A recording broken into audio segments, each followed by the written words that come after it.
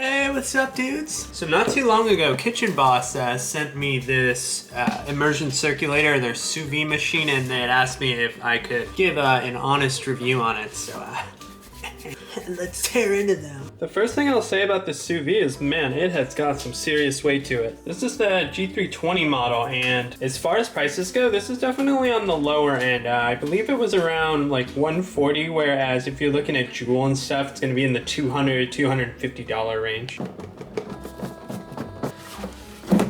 So it comes with the instruction manual if you guys care to read that. I usually don't. And this is one thing I really like about them. They have a really cool like recipe book that kind of just talks through how to make a lot of different recipes, and it gives you different temperature ranges for it too. And the different like textures and temperatures that you can expect. This is one of my favorite things, so we're gonna come back to this after I show you the rest of that. They send you some sous vide kitchen bags, which are really nice. If you already have a vacuum sealer, you can use this on anything. And these are just a really nice thing to have, especially if you're gonna be freezing stuff. Freezing proteins inside of a vacuum sealed bag is just a total game changer. And I've already used this before, so everything has been unwrapped already. So this is what their stainless steel design looks like, and it's definitely got a lot of weight to it. So just by holding it, you can tell it's not like a piece of crap. And then this right here is really nice too for the cables, a Velcro strap. So let's say you don't need to plug it in too far away. You just wrap your Velcro strap around and that's it. And then it won't get in your way like that. This is a really nice thing. And then you have your water gauges here. This is where it's gonna heat up your water. So it at least needs to come up to here. This would be ideal. And then anything over here is just overkill. And this comes off really easily too. So you can access this, you can machine wash this or wash it by hand. And then if there's anything wrong with the fan or the heating element itself, you can check it out really easily. And the next thing you have here is the ring or the sous vide clamp for it. And then you can tighten it or loosen it up right here. What's nice about the clamp is that you can choose what sort of vessel you want. So this is a Cambro. You're gonna see this used in like restaurants a lot. Or if you don't have one of those, you can just stick it right on your pot too. So you would just stick it into your pot here and then tighten this screw right here, and then it'll hold it completely in place for you. And the cool thing about this is that it's totally portable, so I could place this pot and this sous vide machine wherever I wanted to. And obviously we're just gonna fill it up with water, and we should probably plug it in too. I'll show you how it works. So I'm just gonna fill this thing with water. There is really nothing more to that. Just one more so it reaches to that level.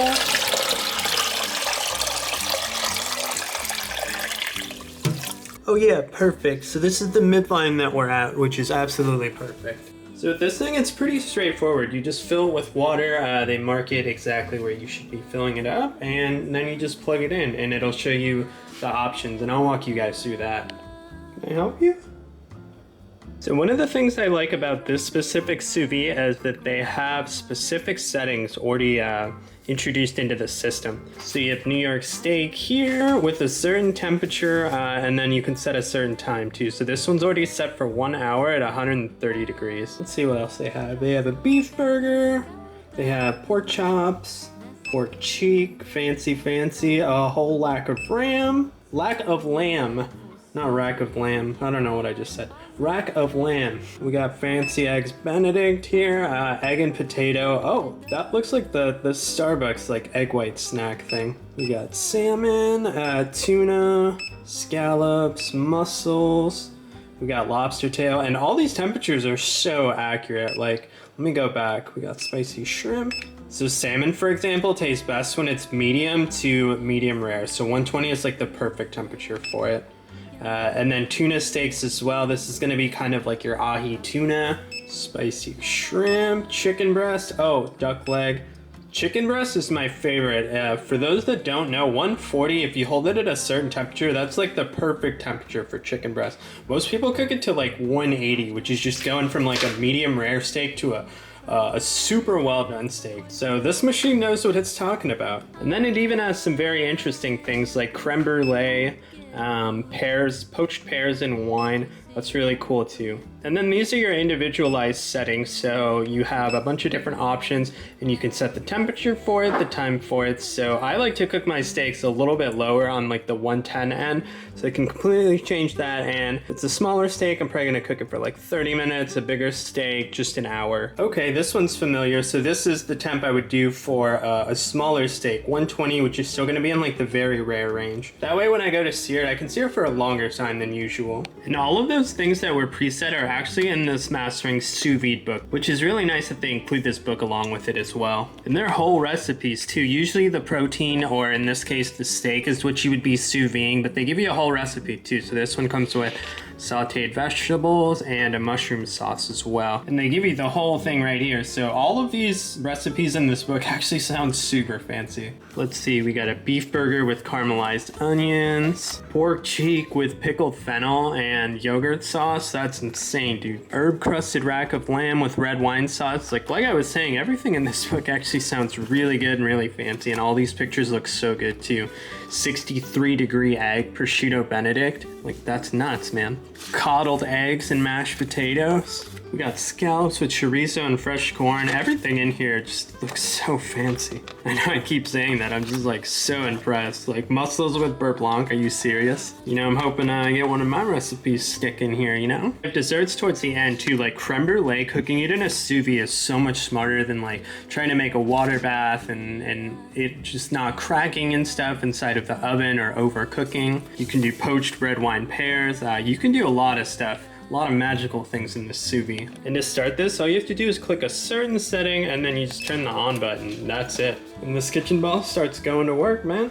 And it'll tell you what the temperature is here. And since the target temperature is 129, the timer is not gonna start until it reaches that temperature. So this KitchenBoss Sous Vide functions basically just as well as any other one that I've used in the industry. Usually like Polytech is the one. The one thing I do wish they had, and it's not really a criticism, I think I've only seen it on the Joule, is I wish they had an app where you could control it from your phone. That would be really, really cool. Aside from that, I like how it already has preset recipes inside of this sous vide itself.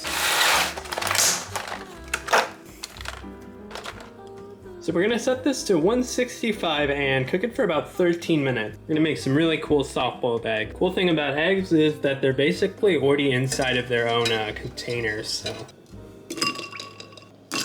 Oh yeah, that's it, baby.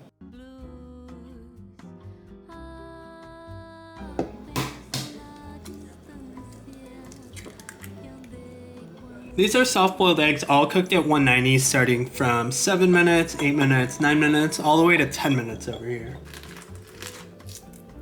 All right, so this is a 7-minute egg. Let's say you're making ramen, you're probably gonna be making one of these guys right here. Here's a 9-minute egg. I'm actually curious to see what this looks like too. Usually I don't cook them in between like hard-boiled and soft-boiled, so. Nice, dude. This is actually a beautiful 9-minute hard-boiled egg. Still got a little gumminess to it. And this is gonna be a full-on hard-boiled egg. Let's check it out here. This was 12 minutes. 12 minutes long right here. That is beautiful.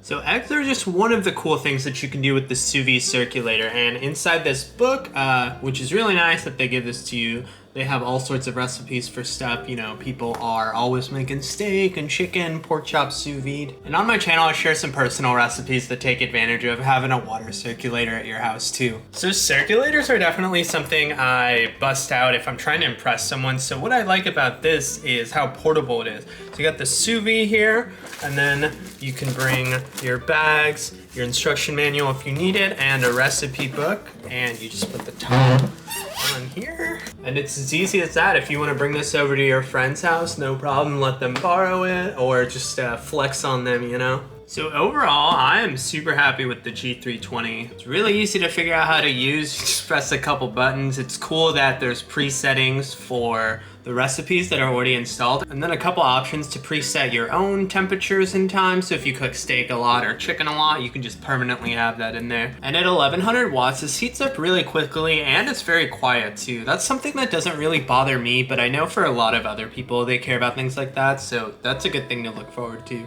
And the only criticism I have, if you can even call it that, is that there's no app that you can use on your phone, but I believe that's exclusive to Juul's Immersion Circulator, so yeah.